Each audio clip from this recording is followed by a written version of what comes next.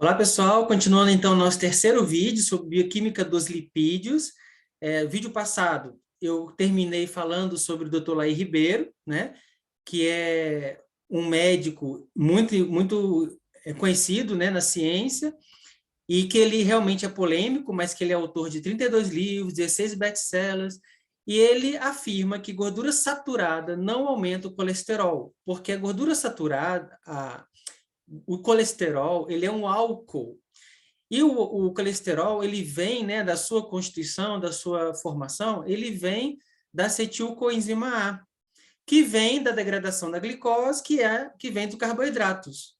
Então, ele fala que o colesterol alto, né, não vem da gordura saturada, que a gordura saturada, ela não faz mal, que você pode comer a gordura saturada, principalmente a de cadeia média, que não faz mal. Então, ele tem muitos vídeos, né? Muitos e muitos vídeos no YouTube.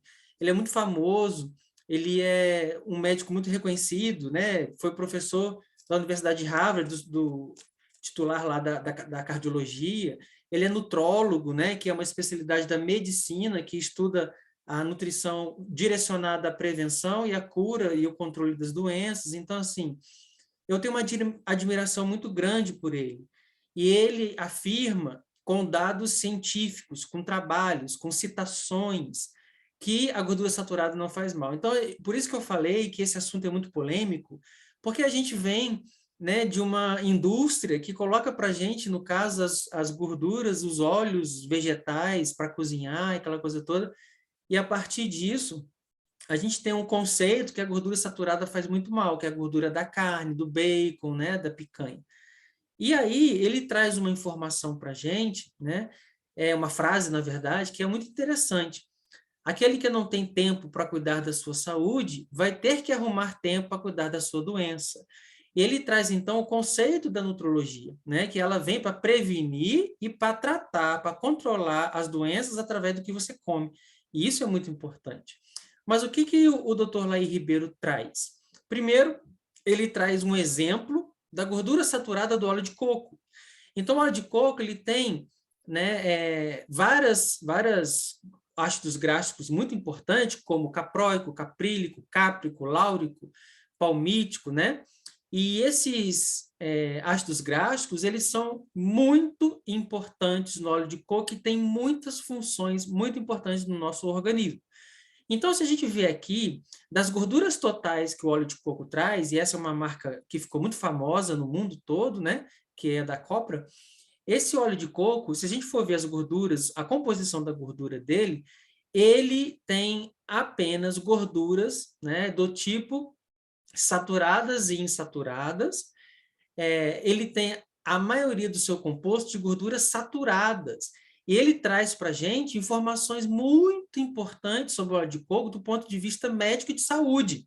Que o óleo de coco, ele através do ácido láurico, que vira monolaurina no nosso sangue e que é um antibiótico e um antiviral natural, né? Então, ele mostra artigos científicos mostrando que o ácido láurico ele combate bactérias, fungos, parasitas, vírus, né? No caso, ele trata cândida, ele inibe a replicação viral do HIV, então ele é uma ótima substância para ser ingerida como auxiliar no processo de imunidade, ele evita cair o cabelo por causa da inibição da enzima, né, que vai formar o DHT, ele é um constituinte nutracêutico muito bom para cozinhar, porque como ele é formado por gorduras saturadas, a gente viu em vídeos anteriores que a gordura saturada ela não vira gordura trans, né? Porque as ligações da gordura saturada são ligações simples que são mais fortes do que a insaturada. E essas ligações, como são fortes, elas não oxidam e não viram gordura trans, que é a gordura que mais faz mal, né, para o nosso corpo e para a saúde dos animais. Então, a grande preocupação do Dr. Laí Ribeiro é justamente a gordura trans, que é a gordura que faz mais mal para o nosso organismo. Então, no caso das gorduras que tem trans, né, ele até tem um vídeo muito bom que fala dos piores alimentos que você pode ingerir, e um deles é o sorvete, né, em segundo lugar. Em primeiro lugar são os refrigerantes, mas ele traz que o sorvete, o queijo muito amarelo, que a batata frita, por exemplo, eles são comidas que têm muita gordura trans, porque justamente a fritura, ele vai utilizar um óleo que se transforma em gordura trans porque eles são óleos insaturados. E quando você aumenta a temperatura desses óleos, ele oxida e vira gordura trans. E que as gorduras boas deveriam ser substituídas, como a gordura do nozes, a gordura do abacate, do azeite, que também tem parte de gordura saturada e que tem gordura insaturada também. Então, qual que é o grande segredo, né, das gorduras? As gorduras poliinsaturadas e insaturadas, que fazem bem para a saúde, elas têm que ser comidas e ingeridas de forma in natura. Porque se você coloca uma gordura insaturada na temperatura alta, ela oxida e forma gordura trans. E a gordura trans é a gordura que faz mal, que entope a artéria, que dá câncer, né? E é a gordura que a gente deve evitar. E essa gordura trans, ela é uma gordura industrial, ela não é uma gordura de origem animal, não é uma gordura natural, ela é uma gordura industrial. Ela foi feita para conservar os alimentos através não só da hidrogenação desses alimentos, como também da própria presença da gordura nesses alimentos, fazendo com que haja, então, um tempo maior de validade desses alimentos, né? Então, no caso, o óleo vegetal, que é submetido ao calor, ele acontece um processo de hidrogenação. Então, para que ele fique no tempo de prateleira maior, acontece, então, a saturação dessas cadeias, levando à formação desses compostos de gordura vegetal saturadas. Então, esse processo de saturação, de hidrogenação, faz com que o óleo ele fique mais tempo em prazo de conservação e que o produto não estrague, né? Fazendo, então, muito mal para a nossa saúde. E o Dr. Laí, ele condena totalmente a utilização do óleo vegetal líquido para frituras e para cozimento de qualquer alimento. Por que isso? Porque a partir do momento que você utiliza o óleo, seja ele de canola, que ele acha que é o pior de todos, né? Ou o óleo de milho, ou até mesmo o óleo de soja, quando eles são produzidos para ter esse formato que vocês estão vendo aqui, que é o líquido, que não estraga e que fica em grande prazo de validade na prateleira, esse óleo foi feito justamente para atender as demandas do comércio, que precisava de um óleo que não estragasse fácil e de um óleo que esteja no estado líquido e que não virasse o estado sólido. Porque para a indústria alimentícia, ter uma gordura para fritura que solidifica não é interessante, né? E além de não solidificar, essa gordura teria que ter um prazo de validade maior. Então, a hidrogenação ela é feita através do refino com solvente, através da utilização de substâncias químicas muito pesadas. Então, além da hidrogenação desse óleo, que é um horror, né? A utilização do solvente nesse composto químico faz com que ele seja uma substância altamente maléfica para a nossa saúde. E depois, para a retirada da cor, ficar essa cor amarelinha, bonita, transparente e sem o odor de ranço, sem aquele odor forte de gordura estragada, né? De peixe estragado, para fazer isso, utiliza substância química para que ele fique com odor agradável e que para ele fique com a cor amarelinha e transparente desse jeito para ser comercialmente aceito pela população. Então, esse processo químico de industrialização do óleo, né, ele é super maléfico para a nossa saúde. Ele traz, né, altamente maléfico para a nossa saúde, trazendo muitos danos às células e os tecidos.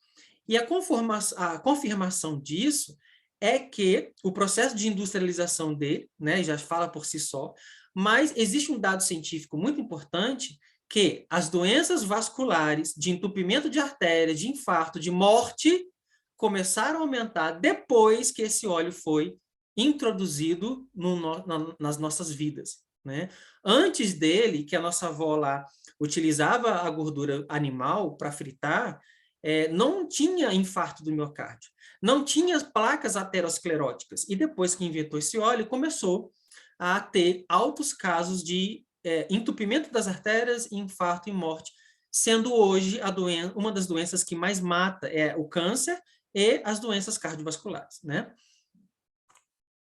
Então, aqui está o motivo, porque nós temos a saturado, né, a cadeia saturada, depois nós temos a insaturada e nós temos, então, as gorduras trans. O que a gordura trans faz? É essa ligação onde a gente tem a inversão do hidrogênio. Aí você fala assim, nossa, Gi, mas é só uma mudança muito simples. Não, aqui está uma mudança muito simples, mas ela tem alterações na conformação da sua molécula, na conformação da sua estrutura química, fazendo com que ela passe a ser um veneno.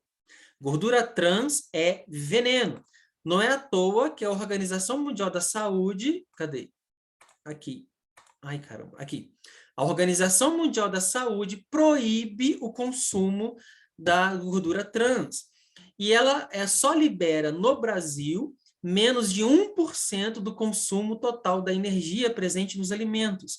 Então, se a gente fizer um cálculo de uma dieta de 2.000 quilocalorias por dia, a gente só pode comer menos do que 2,2 gramas dessa gordura por dia. Nessa taxa, menos do que 2,2 de gordura trans, não é tão maléfico à saúde, sendo que o ideal é que zerasse esse produto. Porém, se zerar esse produto, o prazo de validade dos constituintes, né, das nossas substâncias que tem no mercado, ele vai diminuir, fazendo com que haja maior perda desses produtos, porque eles vão estragar. E aí, o que a gente deveria fazer? Substituir a gordura trans por ácidos gráficos insaturados naturais, né, para poder melhorar a nossa saúde. Então, o que seria o interessante? Esse slide aqui mostra. Se você gosta de margarina, opte por azeite ou manteiga. Se você gosta de biscoito recheado, você troca por cookies orgânicos. Se você gosta de produtos pré-cozidos ou pré-prontos, como, por exemplo, pizza, lasanha, troque por massas caseiras, feitas na hora. Se você gosta de pipoca de micro-ondas, faça uma pipoca tradicional, sem usar o óleo, usando água, usando outros produtos, ou óleo vegetal, né? Se você gosta de congelados, troque por substâncias sem aditivos. Se você gosta de bisnaguinha, de pão, de tudo, você troca por ingredientes integrais, né? E assim vai, né? Por quê? Porque tudo isso que eu falei tem gordura trans. Onde tem gordura trans? Batata frita, sorvete, bolachas recheadas, né? Tudo que é muito industrializado, que tem muito açúcar e que, por isso, eu preciso aumentar o prazo de validade desses produtos. Então, coloca a gordura trans para poder manter, né? E por que a gordura trans é tão mal assim à saúde? Porque ela aumenta o chamado colesterol ruim, como eu falei para vocês, diminui o colesterol bom, e as dietas ricas em gordura trans aumentam o risco de doença cardíaca em 21% e aumenta a sua chance de morte em 28%. Então, ela é super maléfica e deveria ser retirada. Então, aqui eu coloquei alguns ingredientes que são, né, altamente ricos em gordura trans e que são produzidas a partir de óleos vegetais hidrogenizados, né, na indústria, para tornar os alimentos líquidos, né, em vez de sólidos, e alteram a textura. Então, se você quer um alimento com uma textura mais solidificada, mais cremosa, você coloca gordura trans nesse alimento. E ele vai ter, então, uma textura que é comercialmente mais viável, que é aceita na população. Só que o que a população sabe? Que esse produto, que tem um prazo de validade maior e é aceito por conta da sua textura, tem um veneno dentro dela chamado de gordura trans. Hoje, então, nas rações de origem animal, para animal, né, a gente tem, então, essa propaganda, né, como, por exemplo, essa ração aqui, que ela leva no saco, na embalagem dela, livre de gorduras trans. Então, hoje, isso também é uma realidade na alimentação animal. Essa ração aqui, que é muito famosa, chamada de pedigree, ela está aqui, ó, sem gordura trans, né? Isso aí não é muito assim. Lembra aquele índice que é permitido pela OMS? Então, nesse índice pode ter gordura trans, só que a Anvisa, ela autoriza, né, aos sacos colocarem 0 de gordura trans, mesmo que tenha gordura trans em baixas quantidades, né? Então, isso a gente tem que ficar atento também. E qual que é a minha dica? A minha dica para vocês, né, que são seres humanos, é que toda vez que você for comer um biscoito recheado, for comer um sorvete, alguma coisa que tem, você sabe que tenha, olhar lá no rótulo, né? Se vem escrito a quantidade de gordura trans. Se vier escrito que tem gordura trans, você não coma. E se vier 0 gordura trans, quer dizer que tem índices baixos de gordura trans que não precisam ser relatados no produto, né? Então, a gente sempre evitar esse tipo de gordura. Em compensação, o que os nutrólogos dizem? A gente deve substituir a gordura trans por gordura poliinsaturadas. E essas gorduras são chamadas, então, de ômega. E nós temos 3 tipos básicos e importantes no nosso mercado para ingerir em formas de cápsulas, porque geralmente a gente não consegue ingerir altas quantidades dessa gordura na nossa alimentação, né? E nas rações dos animais, elas vêm suplementadas com esse tipo de gordura, que é a 3, a 6 e a 9, sendo que o ômega 6, em grandes quantidades, ele pode ser tóxico e causar um efeito contrário, né? Então, aqui a gente vê, ó, rico em ômega 3, né? Contém ômega 3, cápsulas de ômega 3 para fazer suplementação, então isso é muito importante. Agora, ômega 3 significa um ácido graxo poliinsaturado, onde a primeira dupla de ligação está no carbono 3. Entretanto, nós temos uma variedade muito grande de ácido graxo que estão incluídos nesse grupo do ômega 3. Então, aqui eu coloquei 3 exemplos, que são os mais famosos.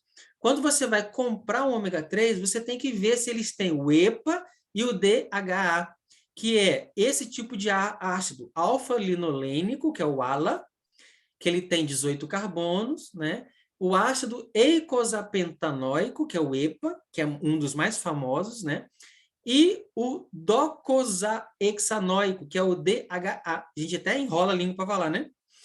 E ele, hoje em dia, ele é muito utilizado como suplemento nos animais para alergias, coceiras, né, que são os pruridos, as atopias, que é um horror, né? Hoje em dia a gente tem muito cão atópico, que se coça demais, que se fere demais, e como um produto anti-inflamatório natural, né? E ainda eles são muito importantes como antioxidantes, ou seja, eles eliminam os radicais livres, que são cancerígenos. Os radicais livres são cancerígenos, causam necrose de célula, causam envelhecimento precoce, e essas substâncias, elas eliminam, porque elas têm elétrons na sua camada doadores. E os radicais livres perderam elétrons. Então, ela estabiliza os radicais livres, doando elétron para esses radicais, fazendo com que ele se estabilize e pare com a função dele de roubar elétrons e oxidar as células, né? Então, isso é muito importante a gente ter como suplemento. Se a gente não consegue suplementar na comida, a gente suplementa como drágeas, né, desses óleos, ok? Então, aqui eu trouxe uma tabela com o perfil dos ácidos graxos em alguns alimentos empregados na alimentação de animais. Então, por exemplo, nós temos ácidos graxos, né, importantes, de carbono 16, 14, 18, né? Como o milho em grão, a polpa cítrica, a soja, o óleo de soja, o sebo bovino, né, contendo, então, utilizado na alimentação de animais de produção, principalmente, mas também animais de companhia. E a gente tem aqui alguns alimentos, alguns óleos, né, e a gordura bovina, na proporção do ácido graxo saturado e insaturado, como, por exemplo, a gente vê aqui o azeite de oliva, pessoal, ele é maravilhoso, você pode até dar para os animais, em colherzinha, em cápsula, o azeite de oliva, porque ele tem grande quantidade desses ácidos graxos insaturados que eu acabei de falar, né? Olha a quantidade de ácido graxo que esse azeite de oliva tem, líquido, né? Na forma in natura, não na forma aquecida, tá bom? Se você aquecer demais o azeite de oliva, você transforma ele em coisa ruim também. Porque as ligações insaturadas, elas são mais frágeis, né? Oxidando esse óleo. E no caso da manteiga, ó, já reduz bastante, né? E já tem grande quantidade de saturado de cadeia curta, que faz mal, e saturado de cadeia média, que faz bem. E a gordura bovina também, né, tem metade, metade de insaturado e saturado. Então, a gente tem que tomar cuidado com esse tipo de alimento, né? Bom, para finalizar a aula, a gente vai falar, então, de como essas gorduras são obtidas, como elas são absorvidas. E a gente divide essas gorduras basicamente em três. A gordura dos alimentos, as gorduras que são armazenadas e a gordura que é sintetizada, né? Como a gente já falou do colesterol. Bom, existe uma diferença muito grande do processo digestivo e de absorção de gorduras de animais jovens e animais adultos. Nos animais jovens, existe alta taxa, né, dessas enzimas que digerem essas gorduras na parte pré-duodenal, no estômago e na boca, né? Onde eu tenho, então, uma fonte rápida de energia para o animal jovem de ácidos graxos de cadeia média e curta no estômago. Então, de animais jovens, a atividade da lipase na boca e no estômago, principalmente na boca, que ele vai mastigando, e quando ele engole, essa lipase é engolida e faz efeito lá no estômago, mas os animais eles não têm muito hábito de mastigar sem ser os ruminantes, né? As outras espécies não têm o hábito de mastigar como nós, seres humanos, temos. Então, nos neonatos, a enzima que digere a gordura, chamada de lipase, que digere lipídios, ela vai ser muito importante no estômago, né? Então, a gente diz que ela é antes do intestino, é pré-duodenal, né? E é muito importante, então, que a gordura é presente no leite, né? Que ela tem baixa afinidade para a lipase do pâncreas e alta afinidade para a lipase do estômago e da boca, né? Então, essa é a principal diferença dos neonatos, dos recém-nascidos. No caso dos adultos, é o contrário. A lipase ela vai ser digerida, então, no intestino, que é a famosa lipase pancreática, que vai ser liberada no intestino, e também vai sofrer a digestão da bile, que também é liberada no intestino, né? Então, a bile, o bolo alimentar chamado de quimo, que é riquíssimo em gordura, vai sofrer o primeiro processo digestivo lá no intestino, pela ação da bile. A bile, ela tem a função de detergente, é uma ação física, ela impede que essas gorduras elas fiquem aglomeradas. Sabe quando você vai fazer macarrão e você coloca óleo no macarrão? Não, na água do macarrão, né? Você vai fazer macarrão, coloca água para esquentar. Aí você põe óleo na água para não grudar e tudo, e você observa que as gorduras elas vão se unindo, formando glóbulos de gordura chamadas de micelas, né? Essas micelas, elas vão se unindo, se unindo, se unindo e formam um glóbulo grande único. Então, a bile, ela tem essa função de separar esses glóbulos em glóbulos pequenininhos. Isso a gente chama de função detergente. A função dela é de emulsificar, que significa o quê? Separar esses glóbulos chamados de micelas, né? Separar esses glóbulos de forma a formar gotículas muito pequenininhas, onde a gente aumenta, portanto, a superfície de absorção desses nutrientes. E isso é uma forma de preparar as lipases para o processo digestivo. Se a lipase encontrasse um glóbulo grandão de lipídio, ela não ia ter como digerir, ela não ia ter como quebrar essa macromolécula. Quando a bile entra em ação, ela emulsifica, ela reduz essas micelas, formando gotículas, os glóbulos muito pequenos, facilitando a digestão da lipase, que é a enzima que digere o lipídio. E aí, esses glóbulos menores vão sofrer, portanto, a ação da lipase, né? Então, primeiro vem aqui, número 1, os sais biliares. Número 2, a lipase e a colilipase, né? Colipase pancreática. Elas quebram as gorduras em duas partes. Os monoacilgliceróis, ou seja, uma única camada, e a outra em ácidos graxos. E esses compostos, eles são, primeiro, né, metabolizados pela bile, quebrados pela lipase, e assim eles são absorvidos. Uma parte é absorvida como monoacilgliceróis, né, e ácidos graxos, e a outra parte é transportada em forma de colesterol. Essas moléculas, elas vão ser absorvidas pelos enterócitos, que são as células da mucosa do intestino, através de um transporte passivo, sem gasto de energia. Como é que isso é possível? Elas passarem, sim, pela membrana plasmática. Porque lembra que eu falei? A membrana plasmática é formada por fosfolipídio. Então, é o mesmo nutriente passando por entre elas. Então, é um processo passivo de difusão sem gasto de energia. E aí, esses lipídios chegam lá no enterócito, na célula, e eles são, então, reunidos novamente. Então, veja, eles são quebrados para depois serem reunidos. Então, o triglicerídeo, ele junta com o colesterol, junta com a proteína e forma um quilomicron, que assim, essa gordura pode ser transportada para o sangue através da linfa. Ué, Gi, por que esse processo, então, quebra tudo e depois junta tudo? Sim, porque a gordura ela tem que ser absorvida com facilidade, tem que passar na membrana com facilidade, e ela só tem essa função se ela for quebrada. E ela volta para o sangue em forma de gordura, só que ela é hidrofóbica. Os lipídios são hidrofóbicos. Como é que os lipídios vão para o sangue e o sangue é água? Né? Como é que o lipídio vai ser carreado no sangue se ele é hidrofóbico, se ele não se mistura com a água? Então, ele precisa ser reunido novamente e transformar em uma substância polar, porque ele é apolar, ele é hidrofóbico.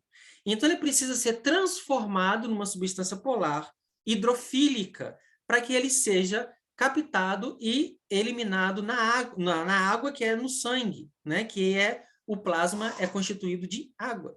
Então, esse processo, ele acontece dentro da célula do intestino, chamada de enterócito, que é o quilomicron. O que é o quilomicron? O quilomicron é que vocês estão vendo, é uma porção apolar por fora, que é essa parte azul, né? Apolar, e dentro a porção polar, que vai se juntar à água, e aqui dentro é a porção apolar, a porção que não mistura com a água. Então, aqui dentro estão presos quem? Os triglicerídeos e o éster de colesterol. Estão presos lá dentro, porque eles são hidrofóbicos. E em volta do quilomicron é a parte que pode ser misturada à água, a parte polar, formada, então, pela parte, né, de fosfolipídio, igual da membrana. Olha que inteligência, né? Olha que coisa linda, isso só podia ser produzido por Deus. Agora, a gordura que era hidrofóbica passa a ser, né, compatível com o sangue, porque agora ele tem uma constituição por fora da sua membrana de quê? De uma gordura polar, que é o fosfolipídio, onde a parte polar é voltada para fora e ele consegue ser transportado para o sangue através da linfa, né? Então, ele é produzido aqui, ó, quilomicron, né? Ele é bem grandão, de baixa densidade, e a densidade vai aumentando conforme ele vai perdendo a parte gordurosa e vai entregando essa parte gordurosa para os tecidos, para o cérebro, para o músculo, para o fígado, e ele vai entregando, né? E vai modificando, então, a mesma lipoproteína que é transportada, que é o quilomicron, é transformada no fígado nas outras lipoproteínas que nós já estudamos, que é o VLDL e o HDL, certo? Bom, para finalizar, gostaria de finalizar com essa frase, que é muito importante, dita por Hipócrates, o pai da medicina, há 400 anos antes de Cristo, ele falava isso. Deixe que seu alimento seja seu remédio e que seu remédio seja seu alimento. Então, vamos colocar essa frase em prática e fazer com que o que a gente coma possa nos curar, né? E é isso, pessoal. Espero que vocês tenham gostado e coloquem em prática esses alimentos tão saudáveis e deixe os alimentos não saudáveis para lá. Um beijo a todos, fiquem com Deus e até o próximo vídeo.